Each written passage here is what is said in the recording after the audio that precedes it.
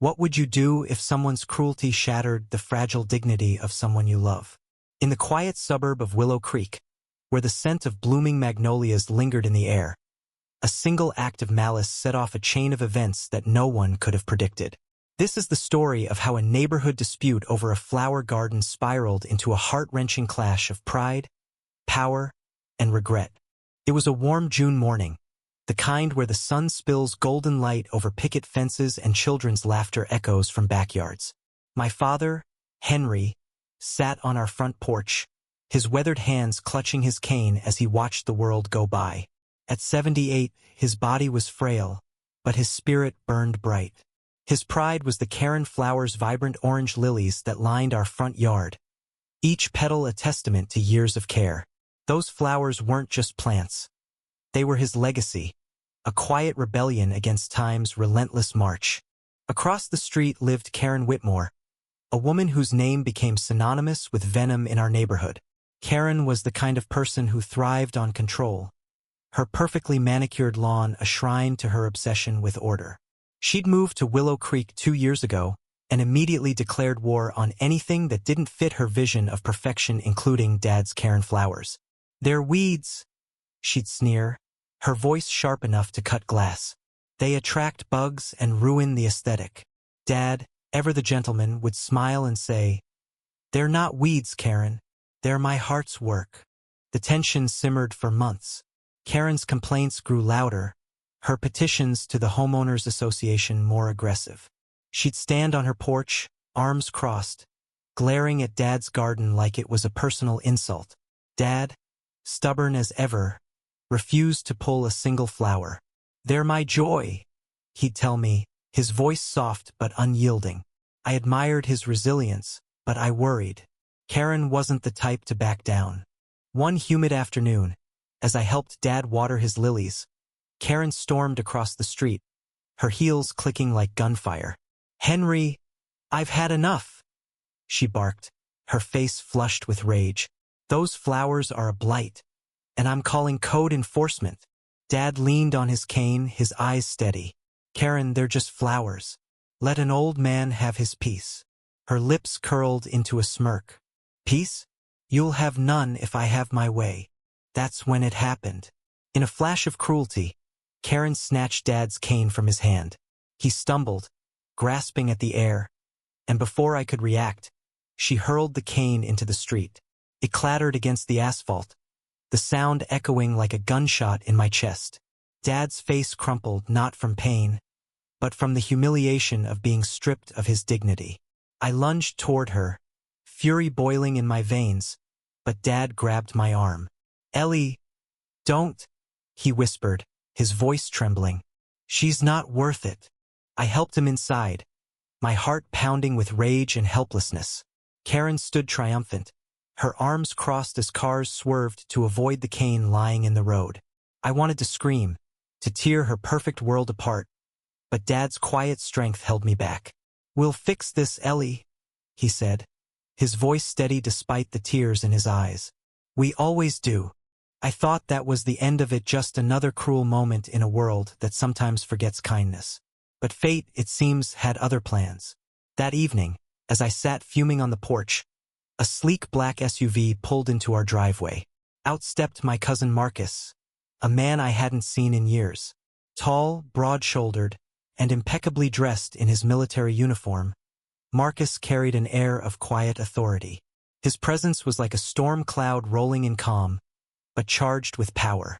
I'd almost forgotten he was coming to visit.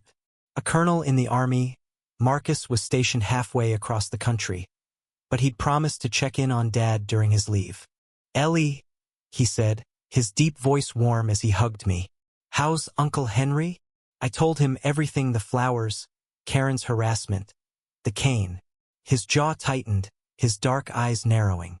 "She did what?" he asked, his voice low but laced with steel. I pointed across the street, where Karen was pruning her roses, oblivious to the storm brewing. Marcus didn't say another word. He walked into the house, kissed Dad's forehead, and promised to handle it. The next morning, the neighborhood buzzed with an unusual energy. Karen was outside, as always, inspecting her lawn like a general surveying a battlefield. But this time Marcus was ready. He stepped onto our porch, his uniform gleaming with medals, his posture radiating command. "Mrs. Whitmore," he called, his voice carrying across the street. Karen froze, her pruning shears dangling in her hand. "I'd like a word." What happened next was a masterclass in restraint and power. Marcus didn't raise his voice or threaten her.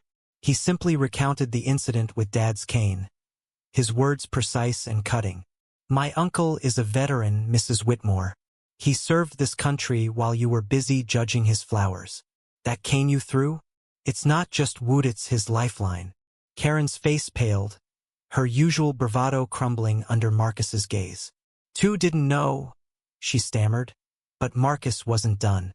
"You didn't know because you didn't care," he said, his tone calm but unyielding. "You humiliated a man who's given more to this world than you'll ever understand. And for what? A few flowers?" The neighbors, drawn by the commotion, gathered on their porches, whispering. Karen's perfect facade was unraveling, and for the first time, she looked small. But then came the twist no one saw coming. As Marcus turned to leave, a voice called out from the crowd. "Wait!" It was Mrs. Delaney, the quiet widow who lived 2 houses down.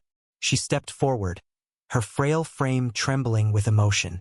"Karen's not the only one to blame," she said, her voice cracking. "I signed her petition against Henry's flowers. I thought they were messy too, but I was wrong." She turned to Dad, who'd shuffled onto the porch, his eyes wide with surprise. "Henry, I'm so sorry. I didn't realize what those flowers meant to you." The air grew heavy with silence. Mrs. Delaney's confession shifted the narrative, exposing the quiet complicity of the neighborhood. It wasn't just Karen's cruelty, it was the indifference of those who'd stood by, letting her venom spread. Dad, ever the forgiving soul, nodded at Mrs. Delaney. "It's all right, Margaret," he said softly. "We all make mistakes."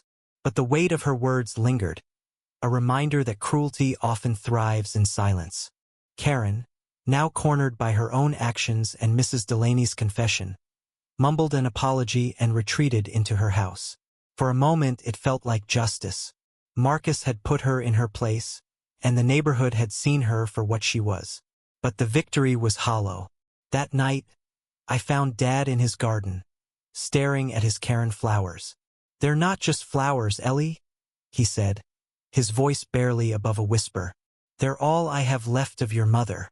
She planted the first ones before she passed." My heart broke. I'd known the flowers were special, but not like this.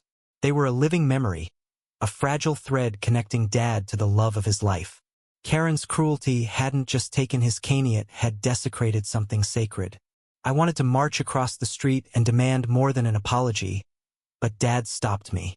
"Let it go, Ellie," he said. "Hate doesn't heal." The days that followed were quiet, but the damage was done.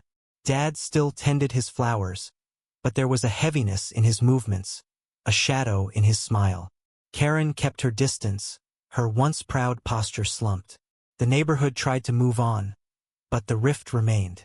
Marcus left a week later, his duty calling him back to base, but not before promising to return. "Keep an eye on Uncle Henry," he told me, his voice thick with emotion. "He's stronger than all of us." One evening, as summer faded into fall, I found Dad's garden destroyed. The Karen flowers, every last one, had been uprooted, their vibrant petals scattered like confetti across the lawn. Dad sat on the porch, his cane in hand, staring at the devastation. He didn't cry, didn't speak. He just sat there, a man whose heart had been broken one too many times. I called the police, but there was no proof, no witnesses. Deep down, I knew it was Karen, but she'd covered her tracks. The next morning, Dad suffered a stroke. The doctors said it was the stress, the weight of too many battles fought alone. He lingered for a week, his hand weak in mine, his eyes searching for something I couldn't give him. When he passed, the neighborhood mourned, but their flowers and condolences felt empty. Karen didn't show her face at the funeral. I heard she'd moved away, unable to face the guilt. I stood in Dad's garden, the earth barren where his lilies once bloomed. The Karen flowers were gone, and so was he. All that remained was a bitter truth. Cruelty doesn't just wound, it destroys. And sometimes, even the strongest hearts can't survive the weight of it. Nd.